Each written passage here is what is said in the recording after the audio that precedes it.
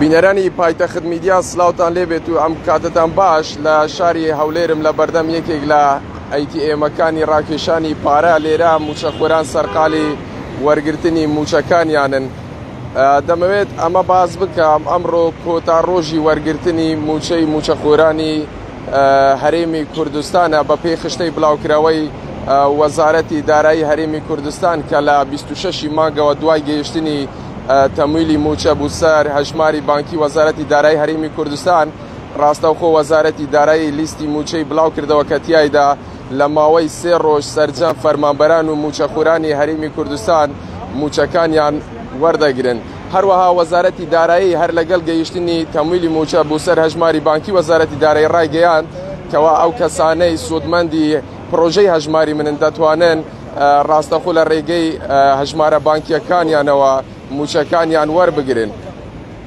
جێگەی ئاماژە پێکردنەکە دەمەوێت لەسەر بابەتی پرۆژەی هەژماری من کۆمەڵێک زانیاریتان بۆ بخەمە ڕووکەوە لە ئێستادا تاوەکو ئەم دەقەی من قسەی تێدا دەکەم زیاتر لە 732,000 کەس لە موچەخۆر و فەرمانبەر ناویان لە پرۆژەی هەژماری من تۆمار کراوە و زیاتر لە 400,000 کارتی بانکی بۆ موچەخۆران و فەرمانبەران دروست کراوە. تەنها لە مانگی سێ ئەو فەرمانبەرانەی لە ڕێگەی هەژماری منەوە موچەکانیان وەرگرتووە ژمارەکەیان زیاترە لە 300,000 فەرمانبەر. وەکو لە دیمەنەکاندا دەیبینن ئێستا موچەخۆران لە ڕێگەی ئامێرەکانی ATM موچەکانیان وەردەگرن کە ئەمە پرۆژەیەکی مودێرنی حکوومەتی هەرێمی کوردستانە بە شێوەیەکی شارستانیانە موچەخۆران دەتوانن موچەکانیان وەربگرن. دەمەوێت لەگەڵ یەکێک لەو کەسانە قسە بکەم کە ئێستا لێران. مامۆستا ئەگەر بفەرموویتە ئێرە سلااوت لێبێت و ئەم کاتت باش.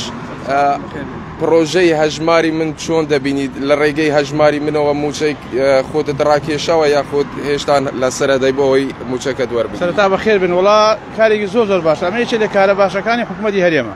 بەڕاستی ئاسانکارێکی زۆرە بە تەنیا 5 قشی نەخەم پارەکەم ڕاکێشەکەت وەرگرتووە.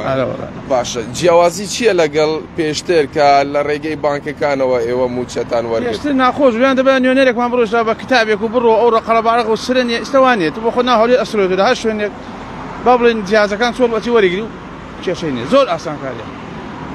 یەکێک لە کارە باشەکانی حکوومەت دەستخۆشیان یەکەین. دەستت خۆش بێت. زۆر سپاس. بەڵێ بینەرانی پایتەخت میدیا دەمەوێت هەر لەسەر ئەم بابەتە بەپێی دوایین بڵاوکراوەی تیمی هەژماری من 5 ئامێری ATM لە قەلاتزێ زیاد دەکرێت. ئەمەش وەکو فراوانکردنی پرۆژەی هەژماری من و تیمەکانی هەژماری من ڕایانگەیاندووە کەوا پێشتر موچەخۆرانی سنووری قەلاتزێ بۆ ئەوەی موچەکانیان وەربگرن دەبایە ڕێگایەکی دوور ببڕن و سەردانی ڕانیە بکەن. بەڵام بە پێی خەملاندنی تیمی هەژماری من و وەزارەتی دارایی هەرێمی کوردستان هەر 1000 موچەخۆرێک یەک ئامێری ATM یان بۆ دادەنرێت. بەم پێش کۆی ئەو ئامێرانەی ATM کە لە قەلاتزێ و لە سنووری قەلاتزێ دادەنرێت زیاتر دەبێت لە 5 ئامێری ATM.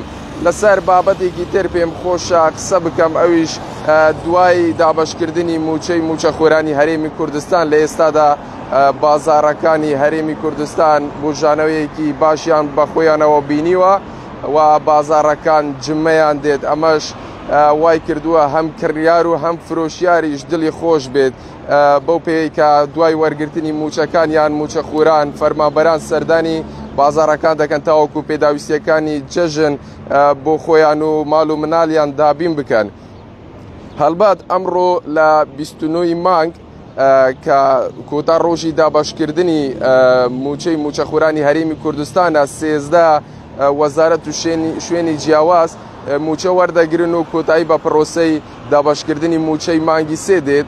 هەر لە هەمان کاتیشدا ئەمڕۆ درەنگانی ئێوارە بڕیارە لیژنەی باڵای بینینی مانگ چاودێری مانگ بکات تاوەکو بڕیار لەسەر یەکەم ڕۆژی جەژنی ڕەمەزانی پیرۆز بدات کە لەگەڵ وەزارەتی ئەوقاف و کاروباری ئاینی چاوەڕێ دەکرێت درەنگانی ئەمڕۆ ئێوارە ئەم بابەتەش یەکلایی بکرێتەوە ئاخۆ ڕۆژی یەکشەممە یەکەم ڕۆژی مانگی ڕەمەزانی پیرۆز یەکەم ڕۆژی جەژنی مانگی ڕەمەزانی پیرۆز دەبێت یان خۆت ڕۆژی یەکشەمەش تەواوکەری ئەم مانگەیە و دووشەمە دەبێتە جەژن. وەکو باسم کرد ئەمەی دەیبینن کە لە دوامەوە دیارە پەیتا موچەخۆران سەرقاڵی وەرگرتنی موچەکانیان و ڕاکێشانی موچەکانیانن کە لە ئامێرەکانی ATM لە سەرجەم شار و چکە جیاوازەکانی هەرێمی کوردستانەوە بە شێوەیەکی زۆر پێشکەوتوانە و شارستانیانە و سەردەمیانە موچەکانیان وەردەگرن لە کەشێکی ئارامدا بە بێبوونی پاڵەپاست و سڕەی زۆر موچەکانیان وەردەگرن و دەگەڕێنەوە بۆ ماڵەکانیان. بینەرانی پایتەخت میدیا هەمیشە بۆ وەرگرتنی زانیاری زیاتر و بۆ ئەوەی ئاگاداری تەواوی هەواڵ و بابەتەکان بی بەردەوام چاوتان لەسەر پلاتفۆرمەکانی پایتەخت میدیا بێت.